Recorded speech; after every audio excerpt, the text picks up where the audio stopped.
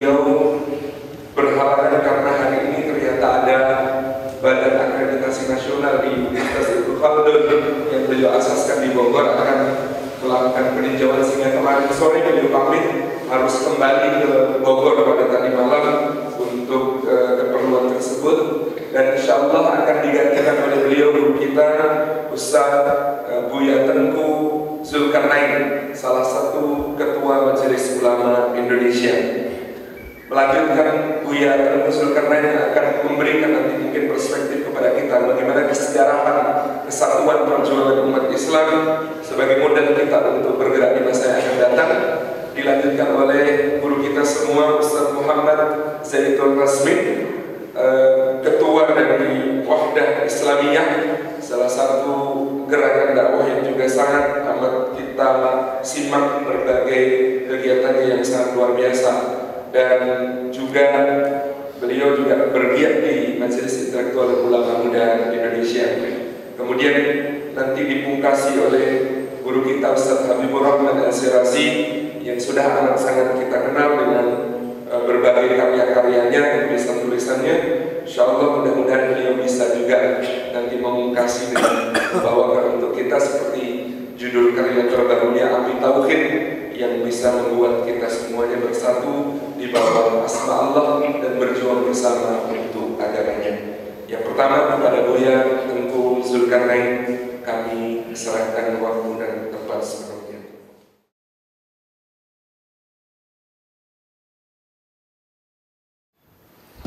Assalamualaikum warahmatullahi wabarakatuh. Alhamdulillah, syukur lillah, salatan wa salaman ala Rasulillah wa ala alihi wa sahbihi wa mawala. Allahumma shalli ala nabiyina Muhammadin wa ala alihi wa sahbihi ajma'in. Amma ba'du, qala Allah ta'ala fi kitabihil karim, a'udzu billahi minasy syaithanir rajim. Bismillahirrahmanirrahim. Ya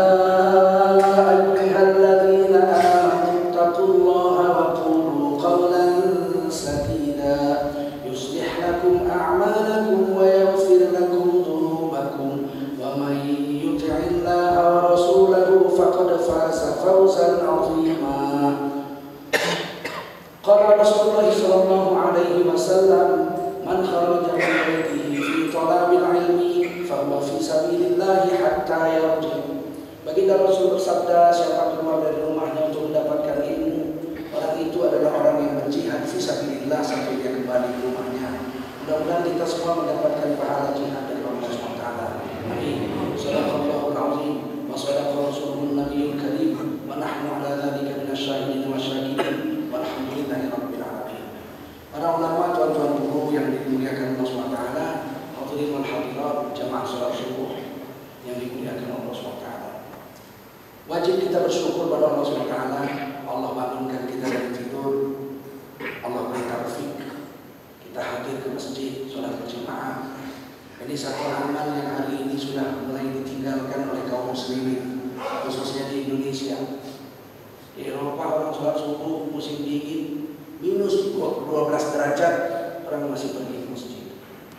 Di Indonesia hujan tidak, panas tidak, kadang-kadang satu masjid itu cuma 11 orang, imam sama muazzinnya jejer sebelah-sebelahan. Sangat memperhatikan, hati. Padahal Allah sudah panggil kita. Hakikatnya yang panggil bukan muadzin, Allah yang panggil.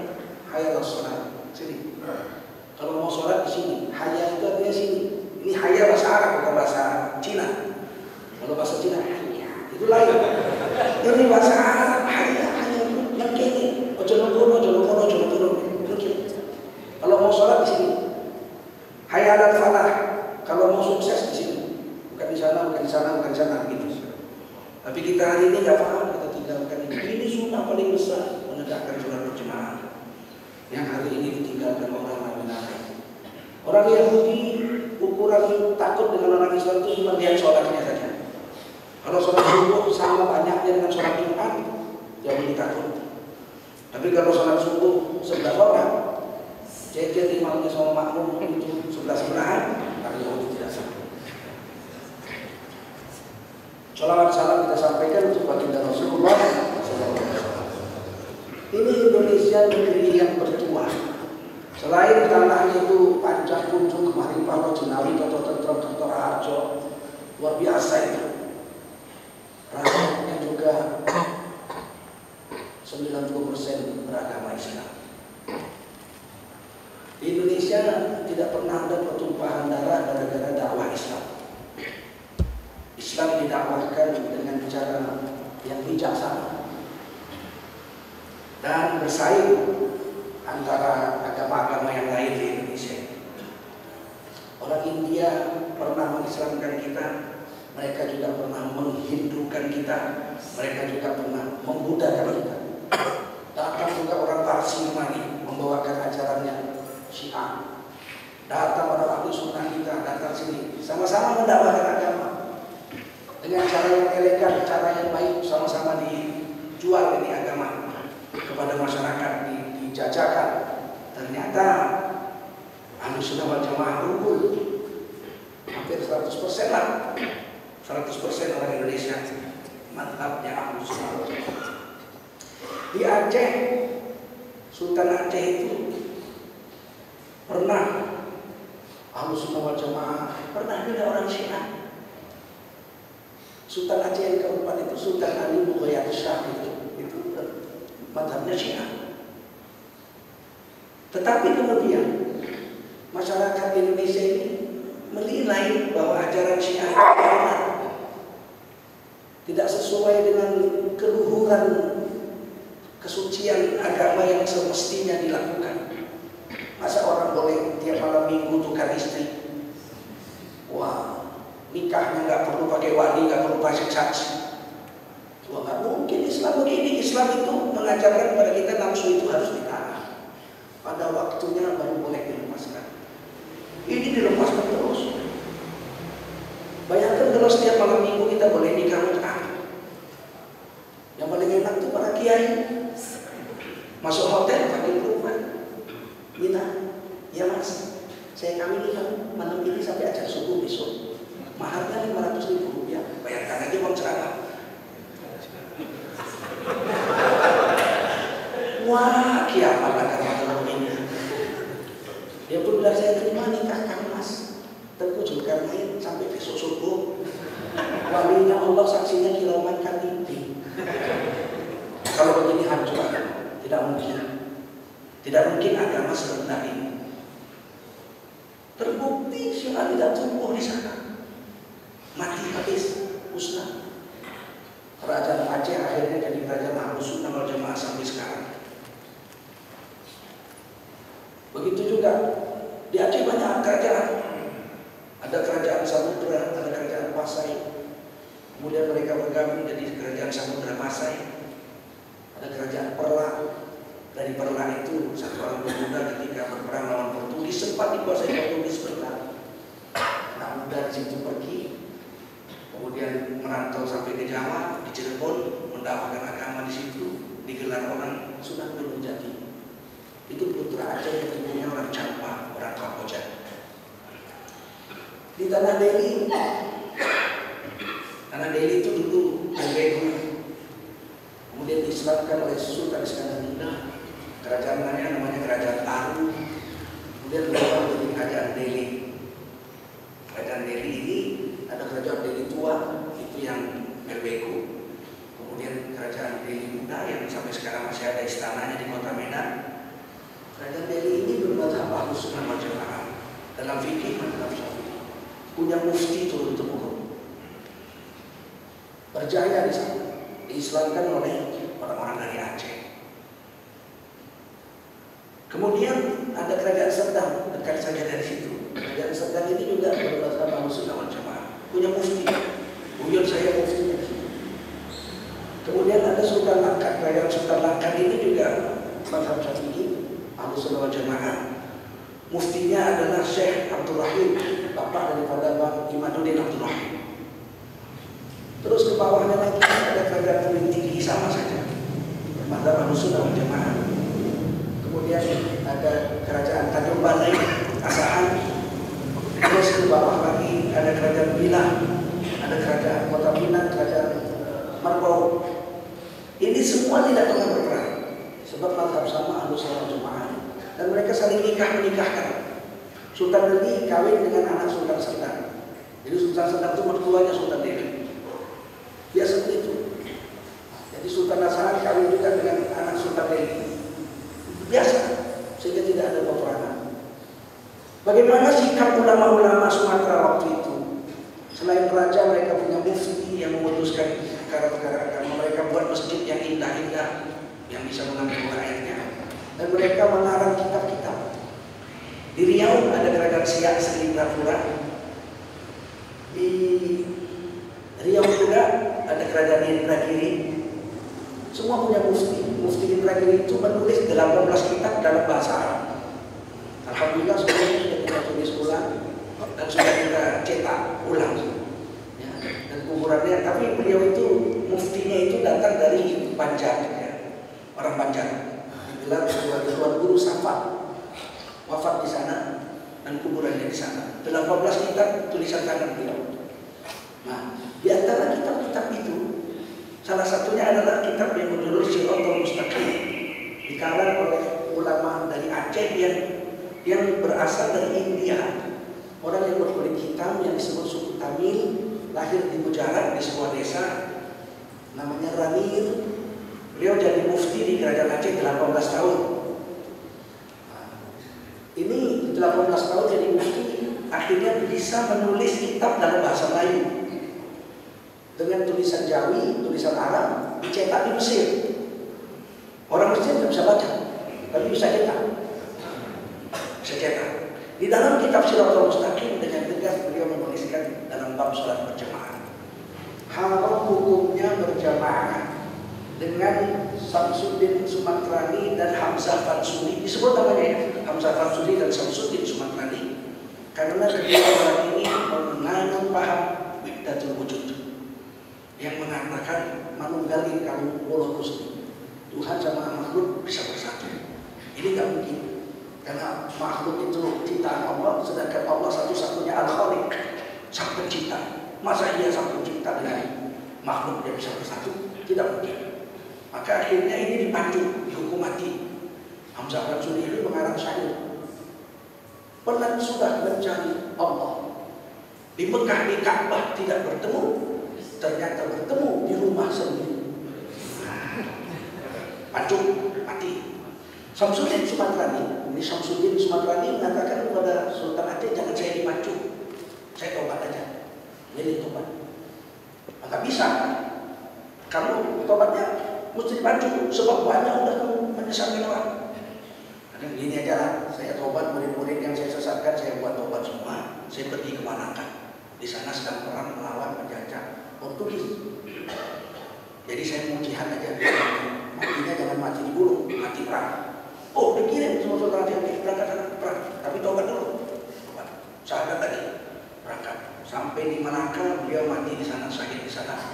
Dan kuburannya masih dipelihara oleh orang-orang Malaysia.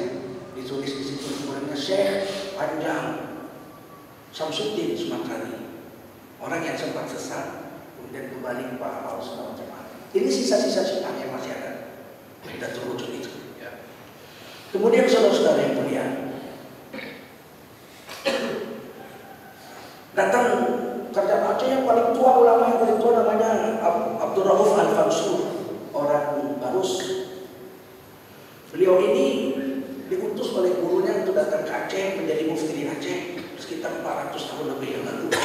Dan beliau menulis Al-Quran dalam tulisan tangan beliau. Qurannya masih disimpan sekarang di museum, sudah 400 tahun lebih. Kemudian beliau mengarang satu tafsir, namanya tafsir Baidawi. Dalam bahasa Melayu dicetak di Mesir, sudah 400 tahun, dan saya punya kitabnya masih saya simpan, alhamdulillah. Dan dulu masih di Medan saya ajarkan ke anak-anak SMA ini, Siratal Mustaqim dengan Baidawi, tafsir Baidawi. Nah, ini terlihat bahwa di Sumatera itu mazhabnya hanya ada satu, mazhab Ahlus Sunnah wal Jamaah. Selain Ahlus Sunnah, walaupun tidak berperang tumpah darah, tapi ditulis dalam kitab-kitab bahwa ini tidak boleh, bahwa ini tidak boleh, bahwa ini tidak boleh. Sekarang ini Syiah itu sudah mulai masuk. Mereka mulai merusakkan pemikiran anak-anak muda kita yang ilmu agamanya tidak begitu terdidik. Sekolah umumnya terdidik insinyur, dokter, tapi ilmu agamanya nggak ngerti apa-apa agama. Tiba-tiba diajari bahwa inilah madhab paling lurus karena ini langsung diambil dari keluarga-keluarga Rasulullah. Mereka katakan kami ini jemaah ahlul bait. Jadi dari Rasul langsung logikanya. Kalau dari sahabat Nabi nggak begitu sahih. Tapi kalau Nabi sama anaknya, cucunya, cucunya itu pasti sahih sekali, lurus. Selain dari turunan Nabi semuanya ngawur itu. Masuk neraka jahanam semua. Nah ini sudah mulai. Penawarannya itu, ini yang paling benar ini karena ini dari keluarga Rasul. Terus boleh tukar istri, mau bujuk, betul. Sing ayu ireng boleh, sing apa ini, putih nih, semua ada. Ini banyak sekarang sudah rusak. Sialnya, beberapa tokoh kita yang kita anggap ulama besar malah mengatakan aliran ini nggak sesat. Ahlus-Sunnah dengan Syiah itu bedanya sedikit. Oh, kalau sedikit kita dengan Rasul juga bedanya sedikit. Rasulullah makan sedikit, kita sedikit makan. Cuma beda sedikit. Rasulullah tidur sedikit, kita sedikit tidur. Kan beda sedikit. Kalau cuma beda sedikit. Tapi kalau mau dilihat dengan terang banyak kita ada. Bagaimana sholat kita 5 waktu, dia 3 waktu kok dibilang sama. Syahadat kita 2, syahadu an la ilaha illallah, syahadu anna Muhammadar Rasulullah. Syahadat dia 3, bagaimana kita bilang sama? Azab Syiah itu pertama kali saya dengar, saya masih SMA. Saya tanya guru saya Syekh Al-Hafiz Azrul Abdul Rauf di Medan. Saya panggil kakek, Atuk, bahasa Medannya Atuk, Mbah gitu ya. Kok Syiah itu gimana sih? Oh, dia bilang sebentar lagi ya, pukul 4. Nanti kita dengar bagaimana Syiah. Dia masuk di radio 9 band. Pas jam 4, beberapa menit kemudian dia tutup. Dia ikutkan radio. Azan. Inilah pertama kali saya dengar orang Syiah azan. Mau dengar nggak? Allahu Akbar, Allahu Akbar, Allahu Akbar, Allahu Akbar. Asyhadu an la ilaha illallah. Asyhadu an la ilaha illallah. Asyhadu anna Muhammadar Rasulullah. Asyhadu anna Muhammadar Rasulullah. Kalau kita hayya 'ala shalatnya enggak? Asyhadu anna Ali waliyullah. Asyhadu anna Ali khalifatullah. Sudah jelaslah azan ini enggak mungkin dilakukan ketika Nabi masih hidup. Nah mungkin kan Nabi masih hidup kok yang disebut-sebut Ali. Ini udah jelas bid'ah, ini udah jelas. Baru hayya 'ala shalah, hayya 'ala shalah, hayya 'ala falah, hayya 'ala falah.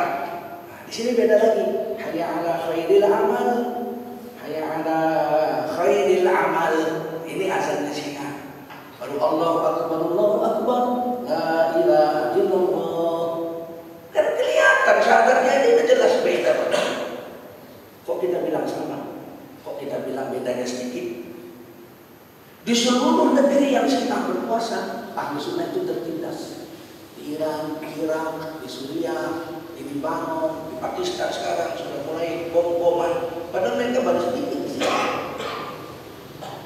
Sementara kita tidak ada terdengar kita membahasnya, harus kita bunuh tidak. Cuma dia jangan ganggu kita. Jangan ganggu anak cucu kita untuk jadi sesat. Alhamdulillah Kongres Umat Islam tahun ini tidak mengundang Syiah. Walaupun datang, ya kita kalau datang kita usir. Kenapa? Karena dia orang yang di luar pagar.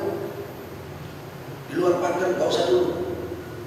Jangan kita sok menyatukan umat dia satu. Tapi kalau memang modelnya satu. Kalau perbedaannya pada cabang-cabang, furu-furu, nggak apa-apa. Nggak masalah. Yang sana untungnya disapu sekali ini kepalanya, yang satu seluruh kepala disapu, nggak apa-apa. Asal nyapu kepala, ya udah sama-sama kawan kita. Kecuali dia waktu butuh nyapu dengkul, itu bukan kawan kita. Tapi kalau nyapu kepala yang disapu sini, atau yang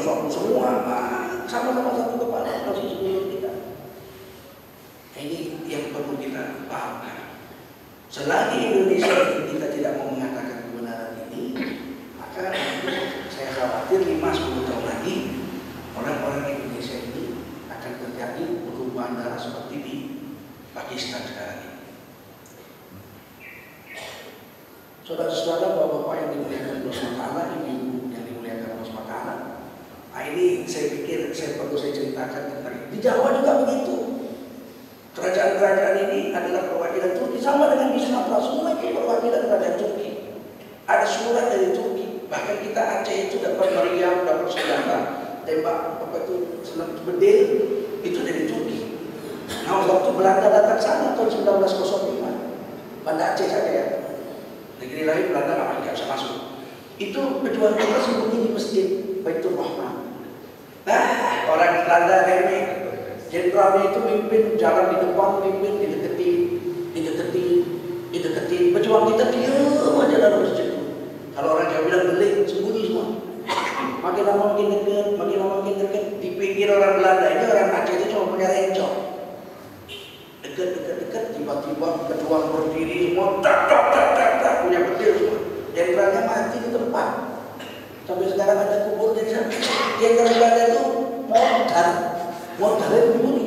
Nah Aceh, pikirnya kita cuma punya rencong, padahal kita punya senjata. Dari mana itu? Dari Turki. Khilafah Islamnya waktu itu. Nah, begitu juga di Jawa sampai ke Papua sana. Itu semua kerajaan-kerajaan Islam sampai Papua. Kita bersatu dan kita memang dalam khilafah dan kita tidak masalah dengan furu-furu beda-beda di cabang itu. Ketika di Ponegoro kalah perang, Sentot Alibasa dibawa ke Sumatera, disuruh perang melawan orang-orang Badri. Badri ini katanya Wahabi. Perang dengan Sentot. Ternyata Sentot Alibasa ini begitu dapat pasukannya bawa senjata semua. Di tengah jalan mau perang sama Badri itu mereka diskusi apa namanya? Musyawarah. Islam. Tuhan di situ. Allah. Rasul di situ. Rasul bukan pengikat. Muhammad Rasul. Oh, sabi-sabi kita. Musuh kita bukan sampean. Musuh kita Belanda. Ayo balik tuh diajak ke Belanda sana. Begitu. Orang bilang, oh Badri itu semua Wahabi. Enggak juga. 7 harimau putih. Karena pakai jubah putih itu dibilang harimau putih. Saya yang berarti macan. 7 Tiger Badri. Itu namanya harimau putih. Yang terkenal itu Tuan Imam Bonjol. Ada 6 lagi, Tuan Kunal Menceh, Tuan Purao, termasuk Tuan Kuta Musai di Riau di kampung ibu saya. Mereka ini sebetulnya tugasnya mengislamkan aja, sebab waktu itu tanah Sumatera Utara belum Islam semua. Aceh baru berhasil mengislamkan sampai Sultan Delhi, Serdang, Bukit Tinggi, Asahan seperti itu. Yang dari Sumatera Barat ini baru berhasil mengislamkan Rao, kemudian mengislamkan Sumatera Barat, terus sampai perbatasan Sumatera Utara, termasuk Tuan Kuta Musai berhasil mengislamkan Tanah Batak. Digelarlah dia Hamonangan Harahap, dikasih marganya marga Batak Harahap. Hasilnya seluruh pendeling itu 100% Islam. Itu Tuan Kuta Musai, beliau kunut subuh, berkunut subuh tapi pakai jubah serban. Dikira kalau begitu jubah itu kalau Wahabi kenapa? Kan sama-sama harus sunnah juga. Sayangnya perjuangan itu hanya sampai ke Tapanuli Selatan saja. Aceh berhasil mengislamkan Tanah Karo, Sidikalang, Sumatera Utara, dan Sumatera Timur. Tinggal satu aja nih, namanya Tapanuli Tengah, yang ada Danau Tobanya itu. Itu nggak berhasil diislamkan karena keburu diambil Belanda. Sudah sempat raja-rajanya diislamkan sempat. Saya ke Tanah Batak, Sisingamangaraja 12 itu kan diakui sebagai pahlawan Kristen. Itu kita protes itu. Ada penulis terkenal di Medan namanya Muhammad Said. Ternyata Singamangaraja itu orang Islam. Lambang pedangnya itu pedang Saracen, pedang Arab yang lembut itu. Kapan orang Batak punya pedang bengkok? Nggak punya itu pedang bengkok, itu orang Arab punya.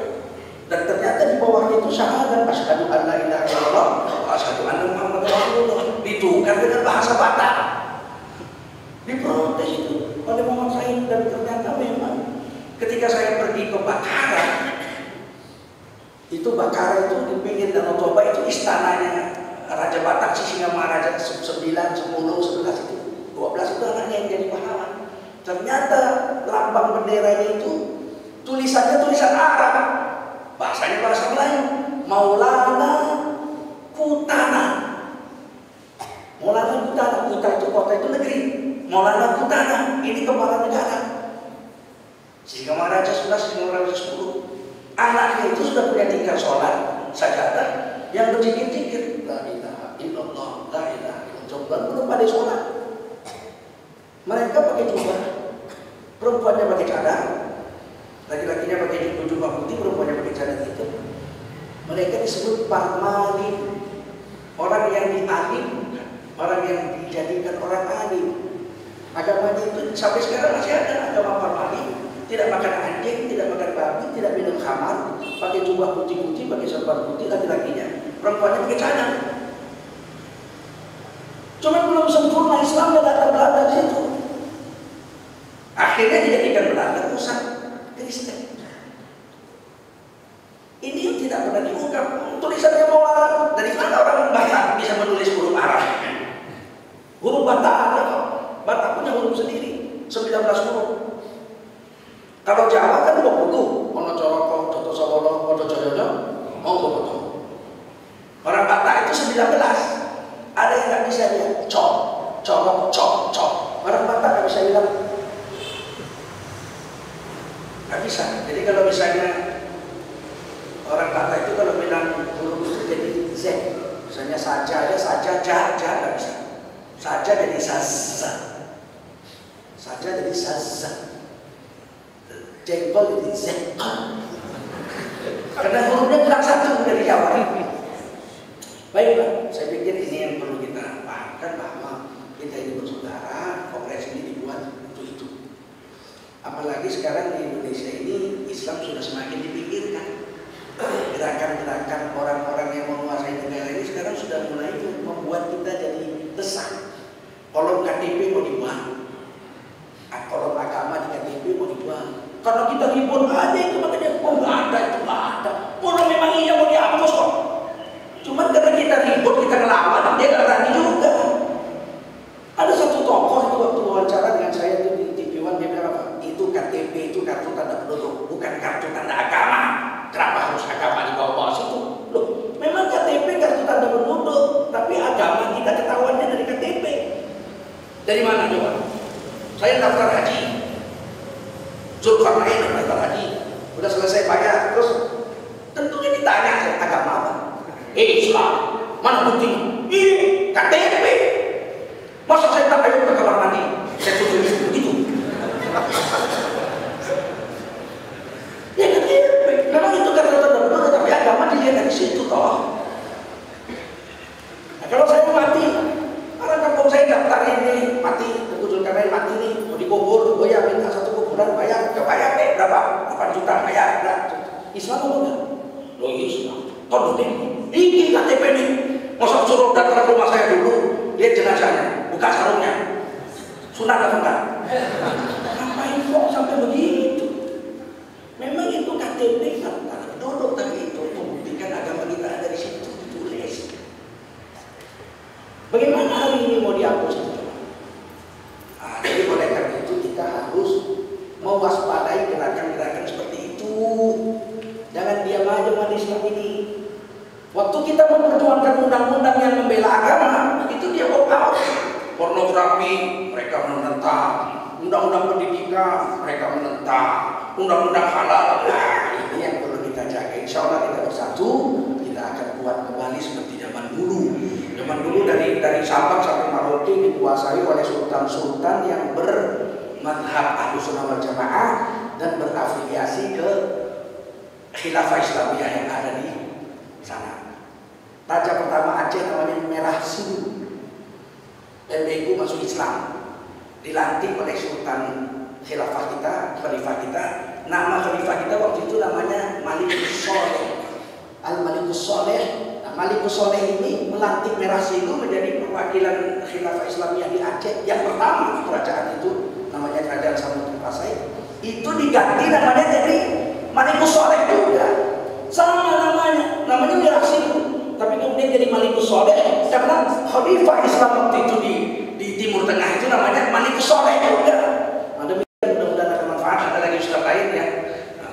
subhanallah wa bihamdihi. Wassalamualaikum warahmatullahi wabarakatuh.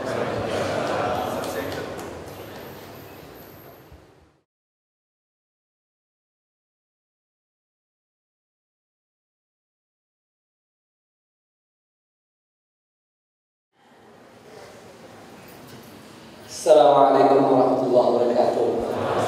Alhamdulillahirabbil alamin wal aqibatu lil muttaqin wala 'udwana illa 'alal zalimin. Wassalatu wassalamu ala asyrafil anbiya'i wal mursalin nabiyyina wa habibina wa sayyidina Muhammadin wa ala alihi wa ashabihi ajma'in wa ba'd. Andaikan boleh memilih, saya ingin tetap duduk di bawah mendengarkan guru kita Tengku Zulkarnain. Ini bukan basa-basi, saya menyampaikan ini karena Allah SWT Maha mengetahui, Maha menyaksikan. Saya sangat menikmati ceramah beliau, dan juga saya biasa sampaikan sama Pak Tengku, Pak Kiai Tengku, ya, bahwa keluarga saya, apalagi anak saya sangat senang mengikuti ceramah beliau setiap ada muncul di TV. Tapi yang namanya kewajiban ya diminta, susah juga untuk ditolak, sebab ada dalilnya. Faidah sahaka bangsa, dan insya Allah dengan hadis ini membuat Islam begitu mudah berkembang karena ada saling menasihati. Nasihat bukan saja dari yang lebih pandai, ya, bukan saja yang lebih tinggi kedudukannya, boleh juga dari yang kurang pandai atau kurang ilmunya atau yang dipimpin. Itulah yang kita sudah sama-sama hafal, ad-dinun nasihat, dan Imam Bukhari rahimahullah kemudian sudah menuliskan suatu ungkapan yang luar biasa yang dicatat dengan tinta emas sejarah. Seseorang tidak akan menjadi alim kecuali kalau dia mau mengambil ilmu dari orang-orang di atasnya dan orang-orang yang di sampingnya serta orang-orang yang di bawahnya, ya, dari atas, dari samping, dan dari bawah. Itulah semangat yang mendorong saya untuk tetap hadir dan tetap memberikan ceramahnya, walaupun saya sangat menikmati ceramah Tengku. Kalau tadi guru kita Tengku Zulkarnain mengatakan di Sumatera ada berapa? Ada tujuh harimau, ya, yang berjubah putih. Maka saya mengatakan Tengku adalah singa podium, ya, jadi yang tidak kalah dahsyatnya dengan harimau. Semoga Allah SWT menjaga beliau dan kita lebih banyak memanfaatkan ilmunya. Saya juga bersyukur datang ke Jogja, khususnya bertemu dengan Al-Ustaz Al-Fadhil Salihillah, ya, yang saya sama-sama dalam satu grup, ya, tetapi baru kemarin mendapatkan banyak pencerahan, ya. Saya harus jujur mengatakan pencerahan, terutama sejarah di sini, sejarah Islam, sejarah Pangeran Diponegoro yang sangat-sangat heroik, sangat-sangat menyemangati kita, membangkitkan semangat perjuangan kita. Sebelum saya lanjut, membangkitkan semangat perjuangan itu adalah bukan saja sunnah Nabi SAW, itu adalah titah Al-Quran, ya. Dia adalah firman Allah Subhanahu wa Ta'ala, ya ayuhan Nabi harridil mu'minina 'alal qital. Padahal yang dihadapi Nabi SAW saat itu adalah sahabat-sahabat yang telah dibina langsung dengan tangan suci beliau, yang tentu saja memiliki semangat juang yang tinggi. Begitupun Allah SWT perintahkan pada Nabi-Nya untuk membangkitkan semangat. Karena itu kita sangat memerlukan upaya untuk terus membangkitkan semangat. Tentu saja semangat memperjuangkan Islam, semangat membela Islam dengan cara yang benar. Dalam ayat itu dikatakan semangat untuk berperang, tapi tentu saja berperang tidak selamanya harus menggunakan senjata, kecuali kalau benar-benar telah diperlukan. Tapi semangat perang di sini, perang melawan kebatilan, perang melawan akidah yang batil, aliran yang sesat, dan seterusnya. Dan juga tentu saja tanpa harus menghilangkan perang melawan orang-orang kafir ketika telah terpenuhi syarat dan memang sangat diperlukan. Karena itu saya bersyukur pada Allah SWT dan berterima kasih kepada Ustaz Salim Fillah dan para pengurus masjid ini yang memberikan kesempatan saya untuk mendapatkan manfaat sebelum mudah-mudahan juga ikut memberi manfaat pada hadirin dan hadirat yang ada di sini. Saya mungkin singkat berbicara tentang kemenangan umat yang kita idam-idamkan, yang kita damba-dambakan, yang kita rindukan. Sebab kalau dia muslim yang benar, pastilah dia rindukan kemenangan Islam. Itu adalah hal yang sudah aksiomatis dalam ajaran Islam dan juga hal yang sebetulnya sangat manusiawi, sangat lumrah dalam kehidupan manusia. Setiap manusia ingin apa yang dia yakini, apa yang dia fahami, kemudian tersebar dan juga eksis atau kemudian mendapatkan kemenangan. Apatah lagi umat Islam yang ajaran Islamnya penuh dengan dorongan untuk kita menang. Nabi SAW diutus memang untuk menyempurnakan akhlak. Itu sangat populer di tengah-tengah kita. Tapi sebetulnya menyempurnakan akhlak adalah bahagian dari misi utama Rasulullah SAW yang 3 kali diulang-ulang di dalam Al-Quran dengan ayat-ayat yang hampir 100% sama bunyinya. Huwallazi arsala rasulahu bil huda wa dinil haqqi liyudhhirahu 'ala ad-dini kulli walau karihal musyrikun 2 kali.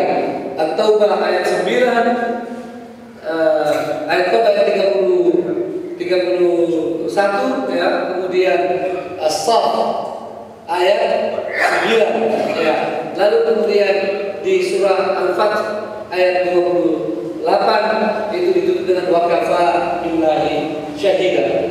Jadi Nabi SAW diutus untuk memenangkan din ini, memenangkan Islam di atas segala sistem yang ada, segala agama yang ada. Kita harus sebut sistem dan agama, ya. Sebab saat ini ada yang tidak bernama agama, tapi telah menguasai kehidupan kita dan telah mencampakkan Islam, meminggirkan Islam. Itulah sistem sekuler, sistem liberal dan sistem-sistem sesat lainnya. Jadi ini misi Nabi SAW dan begitu banyak ayat serta hadis-hadis yang lain yang menjelaskan itu. Karena kaum muslimin harus selalu berpikir bagaimana memenangkan Islam, ya. Harus selalu berusaha untuk memenangkan Islam, harus selalu bekerja untuk kemenangan Islam. Dan ini adalah hal yang lumrah. Dan termasuk di negeri ini dalam undang-undang kita, ya, bahkan dalam sistem yang dianut saat ini, sistem demokrasi dibenarkan, ya, dibenarkan seorang muslim berpikir untuk memenangkan Islam, berusaha bekerja keras untuk memenangkan Islam. Yang tidak boleh adalah kalau memaksakan, ya, pada orang lain, kalau menggunakan kekerasan untuk mengislamkan orang lain, itu tidak boleh. Dan tidak usah undang-undang yang melarang. Ajaran Islam sendiri sudah melarangnya. La ikraha fid din. Di ayat lain, faman syaa'a falyu'min wa man syaa'a falyakfur. Jadi jangan ada kekhawatiran sebagai upaya untuk memenangkan Islam sah di negeri kita ini, ya, termasuk membicarakan upaya menegakkan syariat Islam itu sah di negeri ini. Sebab selain sistem demokrasi memungkinkan itu, yang kedua juga memang lembaran sejarah telah mencatat bahwa dasar negara ini sebetulnya sudah memberikan payung untuk menegakkan syariat Islam, walaupun kemudian terjadi tragedi yang luar biasa. Bahkan ungkapan tragedi tidak cukup untuk mengungkapkan musibah yang terjadi dengan pencoretan 7 kata ada piagam Jakarta itu, ya. Tapi kita ini, kata orang Arab, abna'ul yaum, ya, abna'ul yaum, anak-anak zaman ini. Tidak perlu terlalu lama untuk membicarakan yang lalu, ya. Kita bicarakan yang hari ini dan yang ke depan. Bagaimana upaya kita untuk memenangkan Islam, menegakkan din ini dengan cara-cara yang benar, sesuai dengan manhaj Islam, sesuai dengan aturan dan sistem dari agama kita yang hanif ini. Saya tidak akan membacakan menjadi 3 poin yang perlu kita perhatikan, dan saya yakin Bapak dan Ibu juga sudah tahu. Tapi kata orang Sumatera adalah lancarkan dikaji karena diulang. Yang pertama adalah syaratnya iman yang kuat, akidah yang benar adalah syarat utama untuk kita mendapatkan kemenangan Islam. Karena itu saya menyambung apa yang disampaikan oleh Tengku dan saya memperkuat. Mari kita sama-sama berupaya untuk terus meningkatkan keimanan dan menjaga akidah kita. Jangan beri kesempatan pada akidah-akidah yang sesat untuk merusak agama kita, merusak iman kita. Dalam hal ini yang sudah jelas seperti yang kita sudah ketahui seperti Syiah, Ahmadiyah dan yang lainnya. Mari benar-benar kita waspada. Umat Islam harus memperbanyak kajian-kajian dalam masalah iman, dalam masalah-masalah akidah. Tentu saja iman atau akidah Ahlussunnah wal Jamaah. Dan saya ingin sedikit menyampaikan bahwa dalam masalah akidah kadang-kadang ada perbedaan, tapi perbedaan yang dapat ditolerir. Karena itu saya tidak setuju dengan orang yang mengatakan hanya dalam perbedaan dalam fikih perbedaan dapat diterima. Tidak benar. Dalam akidah juga ada hal-hal yang bisa kita berbeda. Ada juga furu dalam akidah yang tidak harus membuat kita berpecah. Tentu hal-hal yang sudah jelas ada dasar umumnya atau tidak keluar daripada pokok-pokok ajaran Islam. Tapi kalau mereka kemudian merubah syahadat, termasuk mencaci maki sahabat, ini tentu saja akidah yang tidak dapat ditolerir. Kemudian yang kedua, yang menjadi syarat untuk kemenangan kita adalah ukhuwah Islamiyah. Kekuatan persaudaraan kaum muslimin, orang-orang yang beriman, karena kita memang bersaudara. Innamal mu'minuna ikhwah. Saya tidak ingin berpanjang lebar, tetapi Allah SWT telah mengingatkan dalam surat Al-Anfal, kalau ingin mendapatkan kemenangan, janganlah berpecah belah, jangan berbantah-bantahan. Fatafshalu wa tadhhaba rihukum. Itu adalah hal yang sangat penting. Karenanya, mari kita berusaha menjaga ukhuwah dengan semaksimal kemampuan kita. Ukhuwah ini tidak bisa ditunggu datang begitu saja. Saya tidak setuju dengan pernyataan sebagian daripada orang, tidak usah saya menyebut sebagian ustaz, bahwa kalau kita semua beriman otomatis berukhuwah. Itu teorinya betul, tapi tidak begitu prakteknya dari zaman Nabi SAW. Bahwa ukhuwah harus diupayakan, harus direncanakan, harus ada tawadu di situ, dan harus ada kasih sayang. Yang lebih muda harus tawadu, menghargai yang lebih tua. Begitu pula yang lebih tua, yang lebih berilmu, menyayangi yang lebih muda dan yang lebih kurang ilmunya. Harus diupayakan. Harus ada al-basyashah, ada senyuman dari wajah, ada tutur kata yang baik. Kalau tidak, sekalipun kita berdada sama-sama beriman, ukhuwah bisa tidak akan terwujud atau kemudian bisa hilang. Jadi mari, dan yang saat ini kadang-kadang merusak ukhuwah kita adalah kekeliruan, terutama dari sisi etika, ada dalam berdakwah. Dakwah perlu digalakkan. Bahkan ini salah satu pekerjaan yang mesti dipacu di kalangan Islam. Karena ini salah satu yang banyak ditinggalkan oleh kaum muslimin. Karena itu banyak semangat dakwah, mengajak kepada kebenaran digalakkan. Tetapi mari menjaga tetap dalam fikih ukhuwah Islamiyah, dengan menjaga etika, akhlak, adat, tutur kata dan seterusnya. Saya takut terlalu panjang, padahal masih ada Ustaz. Kita yang ketiga kan alhamdulillah. Beliau juga adalah salah seorang Ustaz Polda kita, yang terkenal dengan kehalusan bahasa beliau. Yang ketiga adalah pengorganisasian. Ini juga jelas sekali dalam Quran dan hadis Nabi SAW, bahwa kalau kita merindukan kemenangan, kalau kita sungguh-sungguh ingin mewujudkan isu Islam muslimin, mari kita berusaha untuk merapikan pengorganisasian kita. Ya.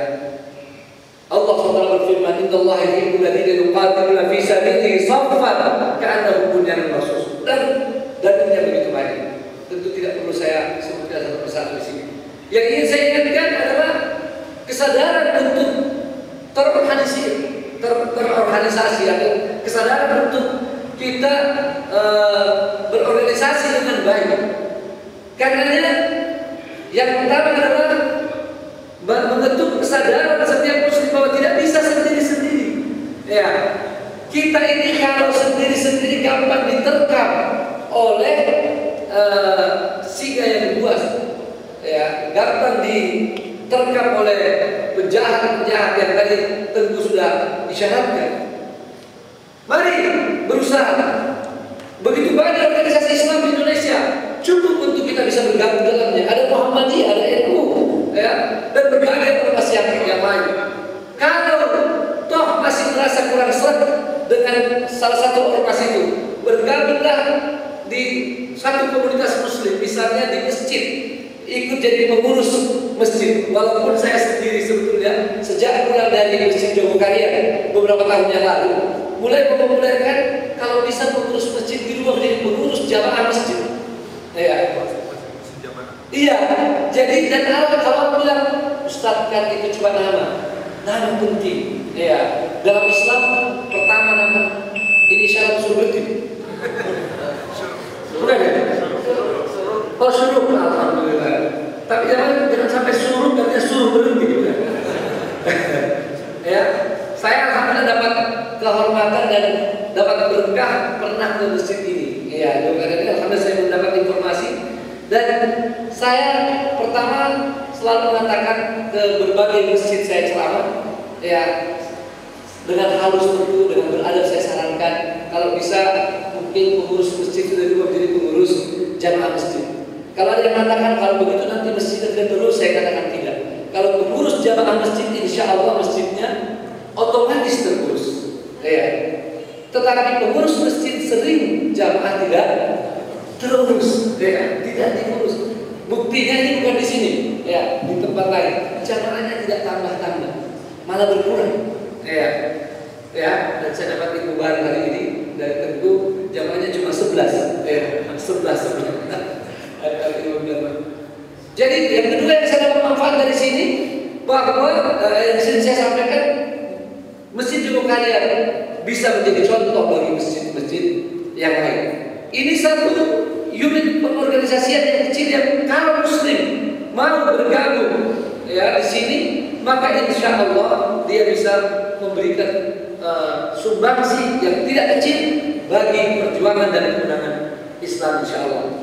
Termasuk kalau ini semua belum cukup, sesungguhnya setiap muslim bisa saja membuat organisasi yang baru. Ya, kalau memang apalagi tempat yang jauh, mereka sulit berkomunikasi dengan organisasi yang lain, silahkan saja. Selama dalam manhaj Ahlussunnah wal Jamaah dan selama selalu dibarengi dengan semangat dari Imam Syafi'i rahimahullah bahwa apa yang kita pegangi, kita yakini ini adalah benar, tapi boleh saja ada kekeliruannya. Sementara yang dipegangi oleh orang lain kita anggap ada keliruannya, tetapi boleh saja itu yang benar.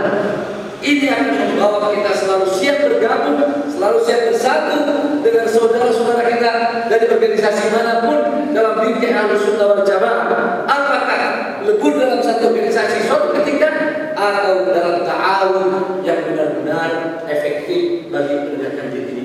Saya kira saya sudah terlalu lama, cukup sekian. Kalau ada yang benar dari Allah SWT, kalau yang benar dari saya, astagfirullahaladzim wa lisa'il muslimin min kulli dzam fastaghfiruh innahu huwal ghafurur rahim. Wassalamualaikum warahmatullahi wabarakatuh.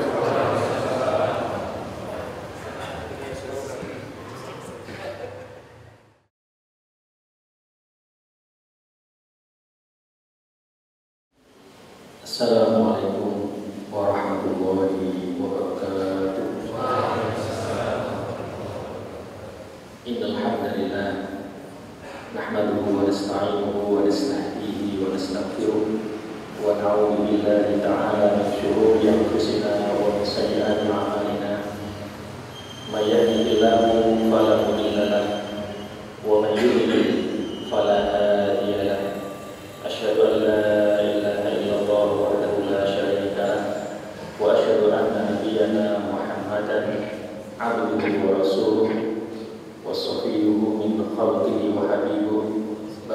الرسالة وأدى الأمانة ونصح للأمة وكشف الله به الأمة وتركنا على المحجة البيضاء ليلها كنهارها لا يزيغ عنها إلا هالك. اللهم صل وسلم وبارك على هذا النبي الكريم وعلى آله وأصحابه ومن تبعه بهداه إلى يوم الدين. Jamaah salat subuh Masjid Syukur Karyam yang semoga semuanya dikasihi, dirahmati, dicintai dan diridhoi oleh Allah Subhanahu wa taala. Ada kaidah fikih, idza wujidal ma'u batalat tayammum. Kalau ditemukan air, tayammum batal. Ini bersama kita ini tidak hanya setetes air, tapi bihar, samudra. Bersama kita ada Syekhona Al-Aziz Kiai Haji Tengku Zulkarnain, itu samudra ilmu. Bersama kita ada Syekh Zaitun, beliau juga samudra ilmu.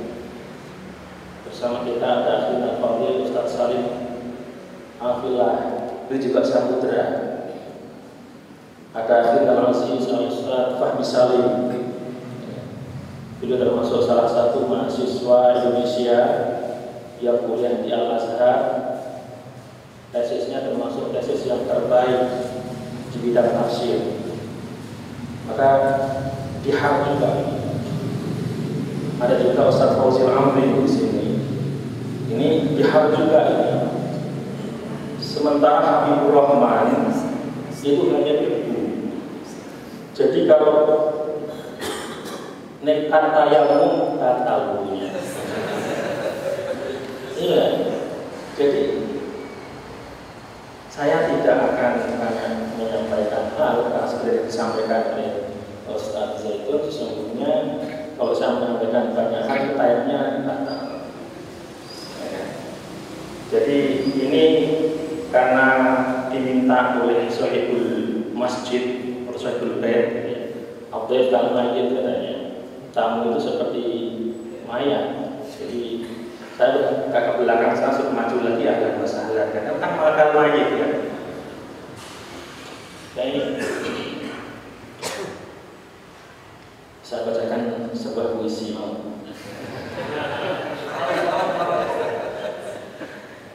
waktu satu ketika di Malang, saya masih ingat ada ayat-ayat cinta. Saya diprotes oleh mahasiswa. Ustaz ini mau nulis yang tentang cinta terus, mau nulis tentang jihad, begitu. Saya hanya bisa menjawab, saya dulu waktu di Kairo yang saya tulis itu tentang baik puisi ataupun cerpen itu tentang jihad. Ketika pulang ke Indonesia melihat anak-anak remaja yang akan diri, kan tidak semuanya harus dikasih materi tentang jihad. Ada kalanya kita ini seperti tim sepak bola. Ada yang jadi kiper, ada yang jadi gelandang, ada yang jadi striker kan gitu. Saya mencoba paling tidak jadi gelandang, Pak. Anak-anak muda saya kumpuli lewat novel itu, mau baca, mau sholat di masjid dan tidak. Anak gaul-gaul itu, kerap itu. Nanti tugas strikernya itu seperti Ustaz Salim, seperti Ustaz Tengku yang menyeposkan gawangnya itu. Kira-kira begitu. Ini yang saya lakukan dengan karya-karya yang saya tulis. Itu yang sekarang memang kemasannya saya kemas dengan cinta. Meskipun isinya nggak selalu cinta. Kalau cinta juga saya mencoba masukkan beberapa hal yang bukan hanya cinta. Ada fikih juga saya sampaikan. Ya, kalau baca buku cinta saya sampaikan juga tentang misalnya sejarah Sobro dan Syatiwan supaya umat tahu ya, ada kekejaman Israel yang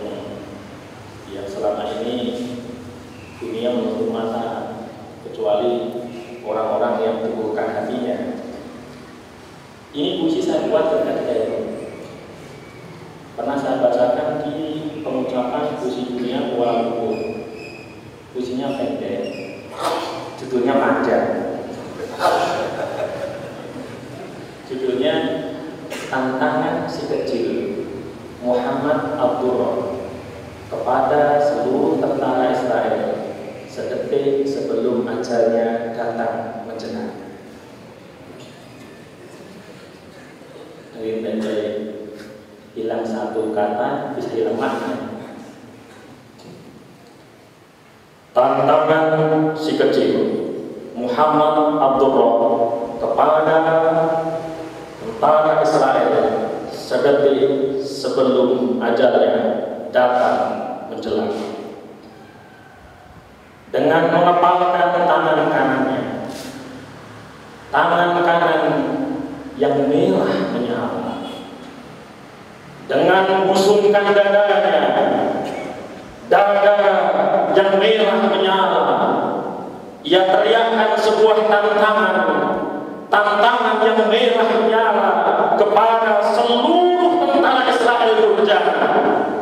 Ayo tembakkan seluruh peluru kalian ke dadamu dan ke dada anak-anak Palestina, maka kalian akan kalah bersama keputusasaan dan kami akan menang bersama keyakinan.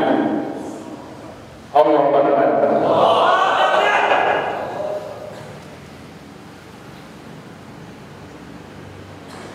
Tak terasa sudah 70 tahun umur Kongres Umat Islam. Dulu di Jogja juga bulan November tahun 45 menghasilkan sesuatu yang luar biasa. Umat juga menunggu, ada seluruh peserta juga menunggu bahwa dalam kongres kali ini ada langkah lanjut terkait semua persoalan umat yang saat ini sama-sama kita ketahui bersama. Di depan Syekhona PhD Abu Zulkarnain memaparkan bahaya Syiah. Saya rasa kita yang Ahlus Sunnah wal Jamaah,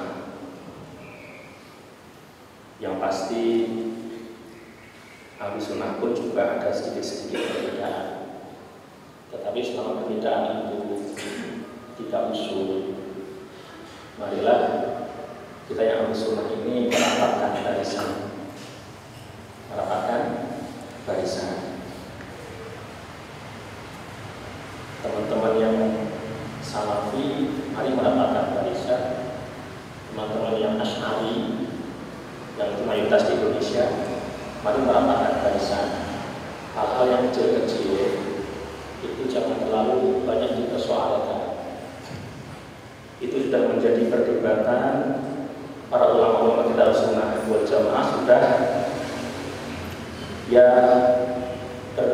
abad-abad yang lalu. Jadi tidak usahlah yang seperti itu terus selalu kita persoalkan. Perbedaan-perbedaan fikih yang sangat kecil sifatnya, yang itu bukan usul, mari jangan kita perpanjang.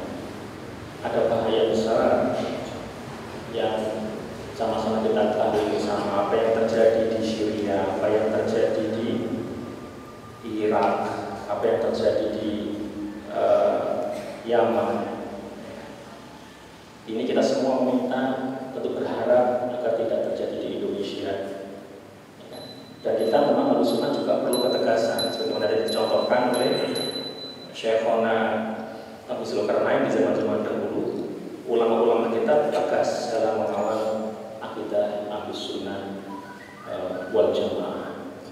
Gak usah lagi kita perpanjang tentang yang satu sukunya pakai kunut dan tidak. Saya rasa ini alhamdulillah di sebanyak masjid sudah tidak lagi dipermasalahkan.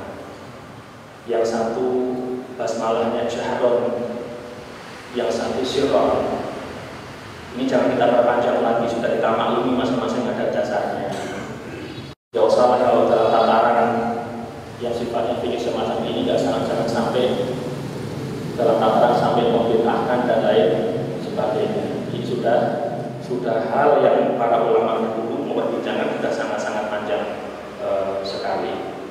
sangat mencontohkan betapa para sahabat Nabi sangat menjaga persatuan meskipun ada perbedaan di antara mereka.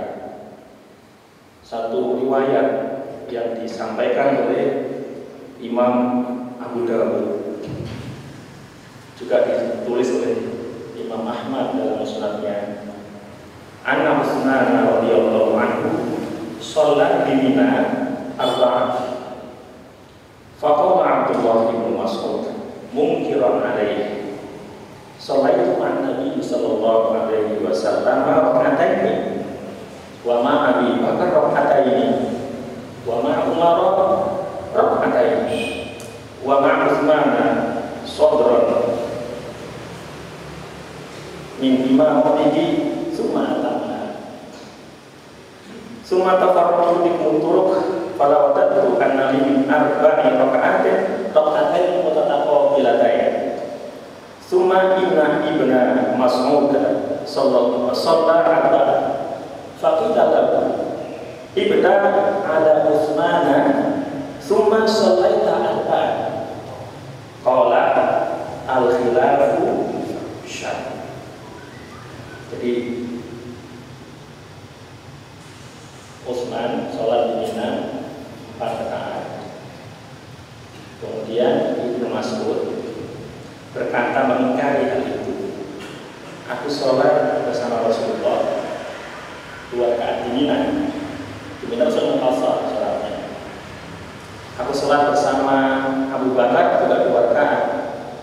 Aku sholat bersama Umar 2 rakaat. Tapi Utsman menyempurnakan 4 rakaat. Yang begitu. Kemudian Mas'ud mengatakan, aku berharap kalau seandainya 4 rakaat itu 2 rakaat. Kalau seandainya Utsman juga 2 rakaat. Tapi kemudian meskipun begitu, Ibnu Mas'ud tetap akhirnya sholatnya di Mina 4 rakaat. Ditanya, diprotes oleh jamaah yang mendengarkan kalimat Ibnu Mas'ud tadi. Ibnu Mas'ud mengatakan, jamaah mengatakan, wahai Ibnu Mas'ud, tadi engkau mengkritisi Utsman yang sholat 4 rakaat, tapi kok kamu juga sholat 4 rakaat? Kok tidak 2 rakaat? Ini kalimat Ibnu Mas'ud yang luar biasa, yang harus kita pelajari bersama. Kalau menang-menangan dalil, kalau menang-menangan dalil, mungkin Ibnu Mas'ud menang dalil. Wong dia tidak langsung dengan mata kepala Rasulullah sholat 2 rakaat. Abu Bakar sholat mengqasar 2 rakaat. Umar juga 2 rakaat. Kalau mau menang-menangan dalil, mau mendebat-debatan, tapi Ibnu Mas'ud mengatakan al-khilafu syarr. Perselisihan itu buruk. Perselisihan itu buruk. Maka mari Ahlussunnah wal Jamaah, ya kan? Kita memang harus juga pandai-pandai beradab seperti Ibnu Mas'ud. Itu bagian daripada adabnya Ibnu Mas'ud. Saya ingat cerita ketika Imam Syafi'i suatu ketika mengunjungi muridnya, yaitu Imam Ahmad bin Hanbal.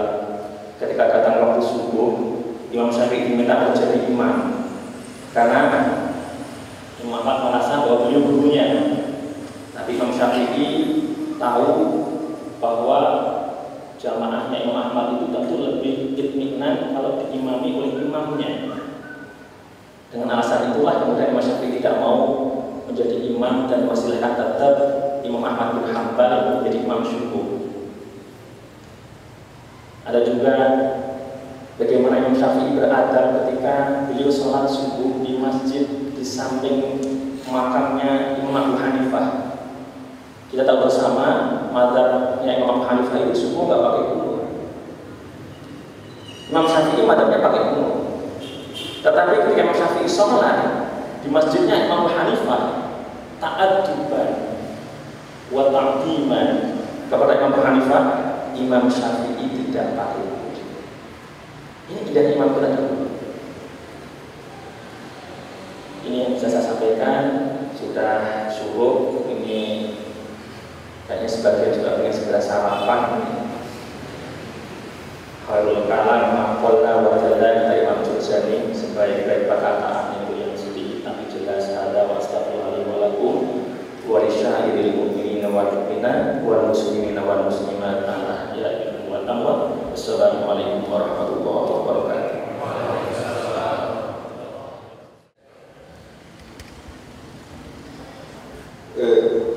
Jazakumullahu khairan kepada para guru kita, Ustaz Tengku Zulkarnain, Ustaz Zaitun Rasmi, Ustaz Habibur Rahman, atas tausiah dan mudah-mudahan kita mengambil faedah yang besar pada pagi hari ini sebagai juga bagian dari hubungan di antara kita senantiasa mendoakan para pemimpin kita, para ulama kita, agar Allah berikan kekuatan untuk senantiasa membimbing dan membawa kita umat kesemuanya kepada hal-hal yang semakin mendatangkan ridha Allah Subhanahu wa ta'ala.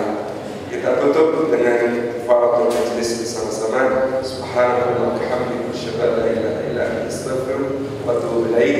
Jazakallahu atas kehadiran, kami mengantarkan banyak kesalahan, mohon maaf, dan insyaallah kita lanjutkan untuk terus memakmurkan masjid-masjid kita dan membangun jamaah kita untuk kejayaan umat di masa yang akan datang. Assalamualaikum warahmatullahi wabarakatuh.